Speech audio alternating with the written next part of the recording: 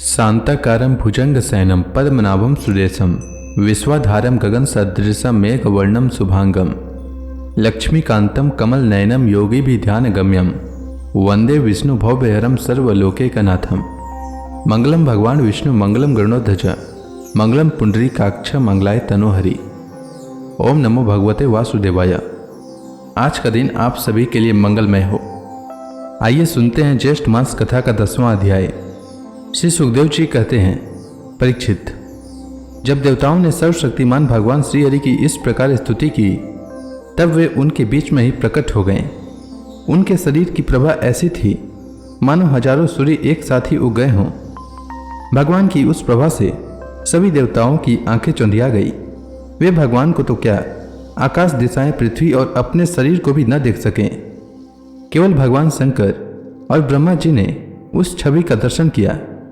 बड़ी ही सुंदर झांकी थी। मरकत मणि के समान स्वच्छ श्यामल शरीर, कमल के भीतरी भाग के समान सुकुमार नेत्रों में लाल लाल डोरियां और चमकते हुए सुनहले रंग का रेशमी पीतांबर, सर्वांग सुंदर शरीर के रोम रोम से प्रसन्नता फूटी पड़ती थी। धनुष के समान टेढ़ी भौहें और बड़ा ही सुंदर मुख, सिर पर महामणि में किरीट और भुजाओं में बाजूबंद, कानों की झलकते हुए कुंडलों की चमक पड़ने से कपोल और भी सुंदर हो उठते थे, जिससे मुख कमल खिल उठता था। कमर में करधनी की लड़ियां, हाथों में कंगन, गले में हार और चरणों में नूपुर शोभायमान थे। वक्ष स्थल पर लक्ष्मी और गले में कौस्तुभ मणि तथा वनमाला सुशोभित थी। भगवान के निज अस्त्र सुदर्शन चक्र आदि मूर्तिमान होकर उनकी सेवा कर रहे थे। सभी देवताओं ने पृथ्वी पर गिरकर साष्टांग प्रणाम किया। फिर सारे देवताओं को साथ ले शंकर जी तथा ब्रह्मा जी परम पुरुष भगवान की स्तुति करने लगे। ब्रह्मा जी ने कहा, जो जन्म, स्थिति और प्रलय से कोई संबंध नहीं रखते, जो प्राकृत गुणों से रहित एवं मोक्ष स्वरूप परमानंद के महान समुद्र हैं, जो सूक्ष्म से भी सूक्ष्म हैं और जिनका स्वरूप अनंत है, उन पर ऐश्वर्यशाली प्रभु को हम लोग बार बार नमस्कार करते हैं। पुरुषोत्तम, अपना कल्याण चाहने वाले साधक वेदोक्त एवं पंचरात्रोक्त विधि से आपके इसी स्वरूप की उपासना करते हैं। मुझे भी रचने वाले प्रभु, आपके इस विश्वमय स्वरूप में मुझे समस्त देवगणों के सहित तीनों लोक दिखाई दे रहे हैं। आप में ही पहले यह जगत लीन था, मध्य में भी यह आप में ही स्थित है और अंत में भी यह पुनः आप में ही लीन हो जाएगा। आप स्वयं कार्य कारण से परे परम स्वतंत्र हैं। आप ही इस जगत के आदि, अंत और मध्य हैं। वैसे ही जैसे घड़े का आदि, मध्य और अंत मिट्टी है, आप अपने ही आश्रय रहने वाली अपनी माया से इस संसार की रचना करते हैं और इसमें फिर से प्रवेश करके अंतर्यामी के रूप में विराजमान होते हैं। इसलिए विवेकी और शास्त्रज्ञ पुरुष बड़ी सावधानी से अपने मन को एकाग्र करके इन गुणों की, विषयों की भीड़ में भी आपके निर्गुण स्वरूप का ही साक्षात्कार करते हैं। जैसे मनुष्य युक्ति के द्वारा लकड़ी से आग, गौ से अमृत के समान दूध, पृथ्वी से अन्न तथा जल और व्यापार से अपनी आजीविका प्राप्त कर लेते हैं, वैसे ही विवेकी पुरुष भी अपनी शुद्ध बुद्धि से भक्ति योग, ज्ञान योग आदि के द्वारा आपको इन विषयों में ही प्राप्त कर लेते हैं और अपनी अनुभूति के अनुसार आपका वर्णन भी करते हैं। कमलनाभ, जिस प्रकार दावाग्नि से झुलसता हुआ हाथी गंगा जल में डुबकी लगाकर सुख और शांति का अनुभव करने लगता है, वैसे ही आपके आविर्भाव से हम लोग परम सुखी और शांत हो गए हैं। स्वामी, हम लोग बहुत दिनों से आपके दर्शनों के लिए अत्यंत ललायित हो रहे थे।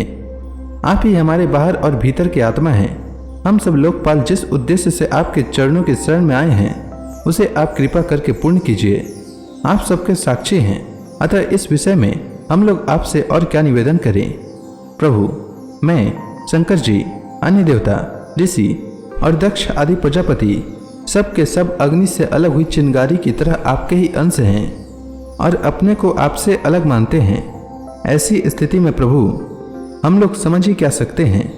ब्राह्मण और देवताओं के कल्याण के लिए जो कुछ करना आवश्यक हो उसका आदेश आप ही दीजिए और आप वैसा स्वयं कर भी लीजिए। श्री सुखदेव जी कहते हैं, ब्रह्मा आदि देवताओं ने इस प्रकार स्तुति करके अपनी सारी इंद्रियां रोक ली और सब बड़ी सावधानी के साथ हाथ जोड़कर खड़े हो गए। उनकी स्तुति सुनकर और उसी प्रकार उनके हृदय की बात जानकर भगवान मेघ के समान गंभीर वाणी से बोले, परीक्षित, समस्त देवताओं के तथा जगत के एकमात्र स्वामी भगवान अकेले ही उनका सब कार्य करने में समर्थ थे। फिर भी समुद्र मंथन आदि लीलाओं के द्वारा विहार करने की इच्छा से वे देवताओं को संबोधित करके इस प्रकार कहने लगे। श्री भगवान ने कहा, ब्रह्मा, शंकर और देवताओं, तुम लोग सावधान होकर मेरी सलाह सुनो। तुम्हारे कल्याण का यही उपाय है। इस समय असुरों पर काल की कृपा है, इसलिए जब तक तुम्हारे अभ्युदय और उन्नति का समय नहीं आता तब तक तुम दैत्य और दानवों के पास जाकर उनसे संधि कर लो। देवताओं, कोई बड़ा कार्य करना हो तो शत्रुओं से भी मेल मिलाप कर लेना चाहिए। यह बात अवश्य है कि काम बन जाने पर उनके साथ सांप और चूहे वाला बर्ताव कर सकते हैं। तुम लोग बिना विलंब के अमृत निकालने का प्रयत्न करो। उसे पी लेने पर मरने वाला प्राणी भी अमर हो जाता है। पहले क्षीर सागर में सब प्रकार के घास, तिनके, लताएं और औषधियां डाल दो। फिर तुम लोग मंदराचल की मथानी और वासुकी नाग की नेति बनाकर मेरी सहायता से समुद्र का मंथन करो। अब आलस्य और प्रमाद का समय नहीं है। देवताओं, विश्वास रखो। दैत्यों को तो मिलेगा केवल श्रम और क्लेश, परंतु फल मिलेगा तुम्ही लोगों को। देवताओं, असुर लोग तुमसे जो जो चाहें सब स्वीकार कर लो। शांति से सब काम बन जाते हैं। क्रोध करने से कुछ नहीं होता। पहले समुद्र से कालकूट विष निकलेगा, उससे डरना नहीं। और किसी भी वस्तु के लिए कभी भी लोभ न करना। पहले तो किसी वस्तु की कामना ही नहीं करनी चाहिए, परंतु यदि कामना हो और वह पूरी न हो तो क्रोध तो करना ही नहीं चाहिए। श्री सुखदेव जी कहते हैं, परीक्षित, देवताओं को यह आदेश देकर पुरुषोत्तम भगवान उनके बीच ही अंतर्धान हो गए। वे सर्वशक्तिमान एवं परम स्वतंत्र जो ठहरे, उनकी लीला का रहस्य कौन समझे। उनके चले जाने पर ब्रह्मा और शंकर ने फिर से भगवान को नमस्कार किया और वे अपने अपने लोकों को चले गए। तदंतर इंद्रादि देवता राजा बलि के पास गए। देवताओं को बिना अस्त्र शस्त्र के सामने आते देख दैत्य सेनापतियों के मन में बड़ा क्षोभ हुआ। उन्होंने देवताओं को पकड़ लेना चाहा, परंतु दैत्य राज बलि संधि और विरोध के अवसर को जानने वाले एवं पवित्र कीर्ति से संपन्न थे। उन्होंने दैत्यों को वैसा करने से रोक दिया। इसके बाद देवता लोग बलि के पास पहुंचे। बलि ने तीनों लोकों को जीत लिया था।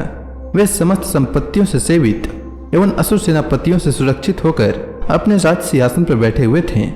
बुद्धिमान इंद्र ने बड़ी मधुर वाणी से समझाते हुए राजा बलि से वे सब बातें कहीं जिनकी शिक्षा स्वयं भगवान ने उन्हें दी थी। वह बात दैत्य राज बलि को जच गई। वहां बैठे हुए दूसरे सेनापति संबर, अरिष्टनेमी और त्रिपुर निवासी असुरों को भी यह बात बहुत अच्छी लगी। तब देवता और असुरों ने आपस में संधि समझौता करके मित्रता कर ली और परीक्षित, वे सब मिलकर अमृत मंथन के लिए पूर्ण उद्योग करने लगे। इसके बाद उन्होंने अपनी शक्ति से मंदराचल को उखाड़ लिया और ललकारते तथा गरजते हुए उसे समुद्र तट की ओर ले चले। उनकी भुजाएं परिघ के समान थे, शरीर में शक्ति थी और अपने अपने बल का घमंड तो था ही, परंतु एक तो वह मंदर पर्वत ही बहुत भारी था और दूसरे उसे ले जाना भी बहुत दूर था। इससे इंद्र, बलि आदि सब के सब हार गए। जब एक किसी प्रकार भी मंदराचल को आगे न ले जा सके तब विवश होकर उन्होंने उसे रास्ते में ही पटक दिया। वह सोने का पर्वत मंदराचल बड़ा भारी था। गिरते समय उसने बहुत से देवता और दानवों को चकनाचूर कर दिया। उन देवता और असुरों के हाथ, कमर और कंधे टूट ही गए थे। मन भी टूट गया। उनका उत्साह भंग हुआ देख गरुड़ पर चढ़े हुए भगवान सहसा वहीं प्रकट हो गए। उन्होंने देखा कि देवता और असुर पर्वत के गिरने से पिस गए हैं, अतः उन्होंने अपनी अमृतमय दृष्टि से देवताओं को इस प्रकार जीवित कर दिया मानो उनके शरीर में बिल्कुल चोट ही न लगी हो। इसके बाद उन्होंने खेल ही खेल में एक हाथ से उस पर्वत को उठाकर गरुड़ पर रख लिया और स्वयं भी सवार हो गए। फिर देवता और असुरों के साथ उन्होंने समुद्र तट की यात्रा की। पक्षी राज गरुड़ ने समुद्र के तट पर पर्वत को उतार दिया। फिर भगवान के विदा करने पर गरुड़ जी वहां से चले गए। तो इसी के साथ यह अध्याय समाप्त हुआ। इसके आगे की कथा मैं कल के अध्याय में सुनाऊंगा। तब तक के लिए भगवान हरि का नाम लेते रहें। तो प्रेम से बोलिए भगवान विष्णु की जय, श्री कृष्ण भगवान की जय, समस्त देवी देवताओं की जय।